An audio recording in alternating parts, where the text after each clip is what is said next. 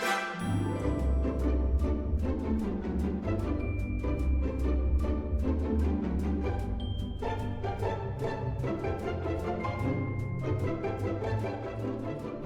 sahabat edukasi. Halo. Selamat datang di podcast Cerdas Berkarakter, di mana kita akan mengupas tuntas berbagai praktik baik dalam pembelajaran pendidikan karakter di sekolah dasar. Untuk kali ini kita kedatangan tamu dari kota Susu atau Boyolali, yaitu Kak Rizky Untari. Ya, saya Rizky Untari dari Boyolali.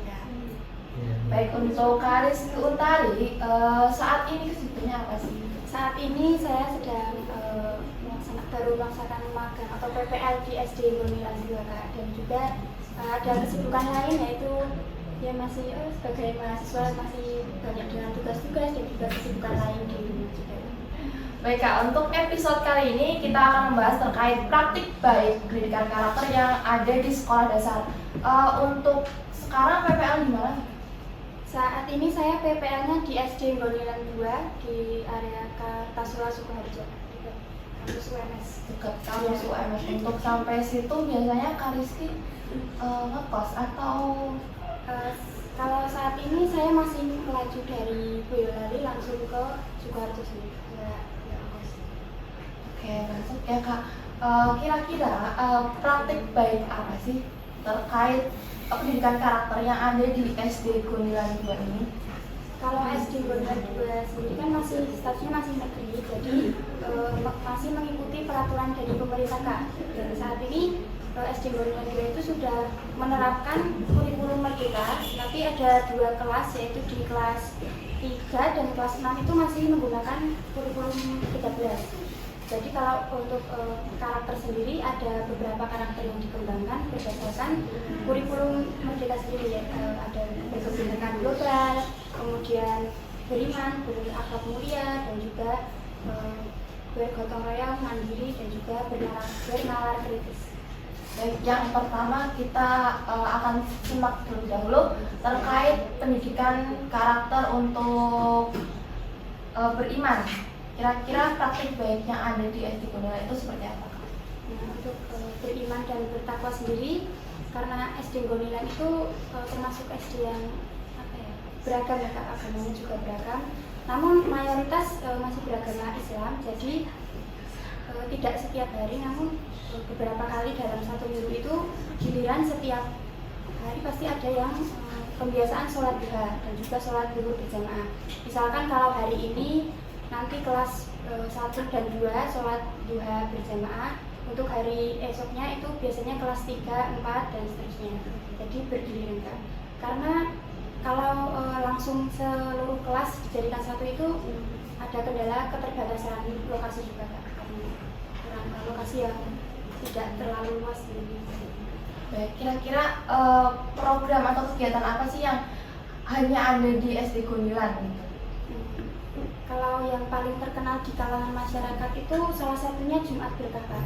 Nah, jadi setiap hari Jumat itu dalam satu bulannya itu ada pembiasaan yang berbeda-beda. Kalau misalkan di minggu pertama bulan Maret misalkan, anak-anak itu ada kegiatan kunjungan atau ke museum atau kemana gitu.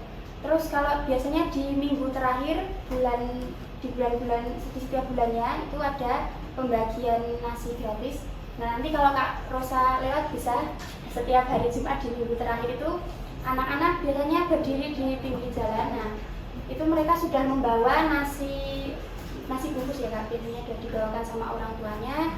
Terus nanti dibagikan ke para pengguna jalan yang lewat di depan SD Gonilan 2. Berarti untuk pembagian nasi gratis ini secara mandiri nih Pak, dari bawa sendiri gitu? Iya. Ya Kak, itu setiap anak biasanya diminta untuk membawa 1 bungkus nasi, tapi ada juga beberapa orang tua yang membawakan anaknya itu sampai 3 atau 4 bungkus.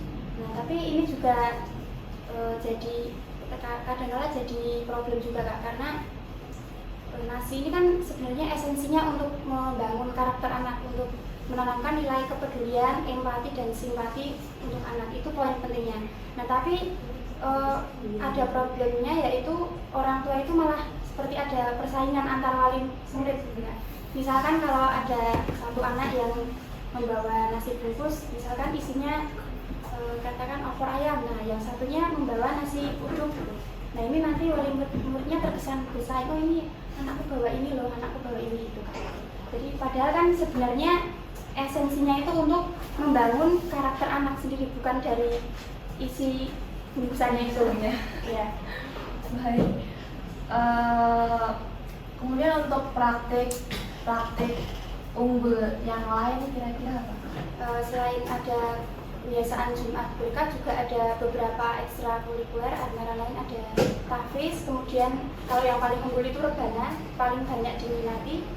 Kemudian ada taekwondo juga. Kalau untuk taekwondo rata-rata anak-anak yang kelas rendah itu malah lebih berminat di bagian taekwondo. Terus juga ada pramuka. Kalau untuk pramuka ini sifatnya wajib dari kelas 1 sampai kelas 6. Untuk kegiatan pramuka itu biasanya dilaksanakan setiap hari.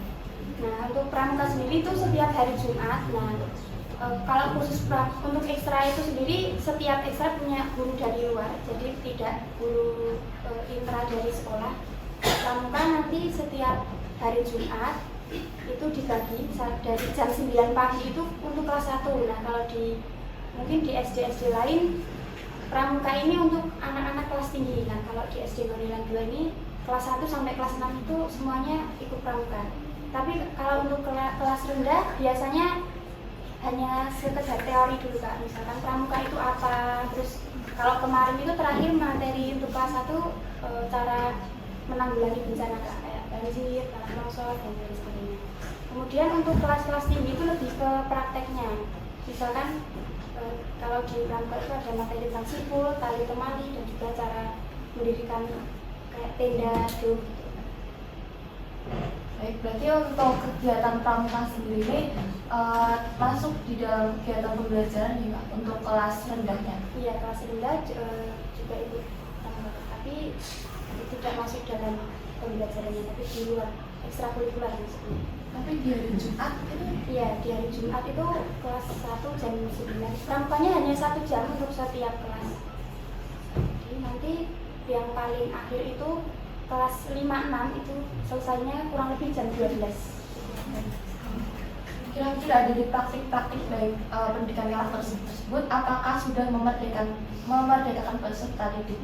Kalau menurut saya pribadi itu sudah termasuk memerdekakan peserta didik.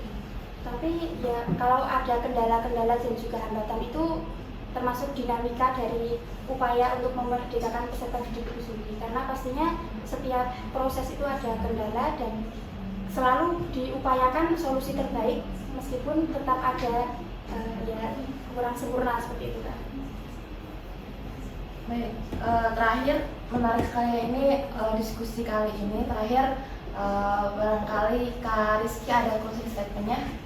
Closing statement. Nah, kali ini saya mengutip salah satu nasihat dari Kiai Haji Maimun Zubair, kalau kita ingin menjadi guru itu tidak perlu diniatkan untuk memintarkan murid, tapi kita tetap harus berupaya untuk mendidik yang baik dan juga menyampaikan ilmu yang baik. Kalau urusan murid itu jadi pintar atau tidak, itu serahkan pada Yang Maha Kuasa saja. Baik, terima kasih banyak Kak Rizky atas kesempatannya di podcast Cerdas Berkarakter. Baik teman-teman, sudah di penghujung acara, kita tutup podcast kali ini. Dan jangan lupa ikuti podcast-podcast selanjutnya. Sekian dari kami. Wassalamualaikum warahmatullahi wabarakatuh.